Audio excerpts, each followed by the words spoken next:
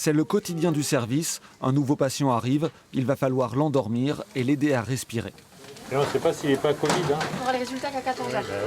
Pour éviter une contamination, il faut à chaque fois enfiler des protections, mais pas seulement. Ça mobilise également du personnel en dehors de la chambre pour pouvoir amener tous les médicaments nécessaires, les perfusions nécessaires aux infirmières qui se trouvent dans la chambre du patient Covid, sans avoir à se déshabiller, se rhabiller à chaque fois, parce que l'urgence fait que de toute façon, on n'a pas le temps. Le service est passé de 15 à 27 lits de réanimation en transformant des lits de soins continus. Mais si les équipements techniques ont pu être installés, le personnel n'a pas augmenté. Pourtant, un patient Covid en réanimation nécessite plus de temps et d'énergie. On a beaucoup d'habillage et déshabillage, déjà ce qui prend beaucoup de temps. Les patients sont quand même très instables, donc ils demandent beaucoup d'attention, beaucoup de présence. On doit être en permanence dans la chambre pour pouvoir au maximum le stabiliser. Ça demande beaucoup aussi de traitement et de surveillance. Avec l'afflux de patients atteints de Covid, jusqu'à 19 ce week-end, la charge de travail a beaucoup augmenté.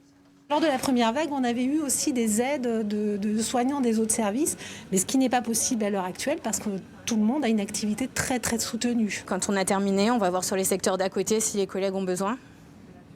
Voilà, souvent, elles ont besoin. Souvent, elles ont besoin. C'est variable. Quand c'est nous qui avons besoin, quand on appelle, on a de l'aide. Il faut aussi rassurer les familles et les patients quand ils sont conscients et affronter des moments difficiles. Quand on voit qu'ils rentrent, qu'ils respirent pas trop mal et qu'après ils se dégradent rapidement, qu'on les voit passer de l'autre côté, en réa, intubés, qu'ils se dégradent, parfois ils décèdent forcément, c'est compliqué pour nous à vivre aussi. Il y a une fatigue physique et aussi psychologique, mais après on est une équipe, donc ça nous permet aussi de nous soutenir les uns les autres.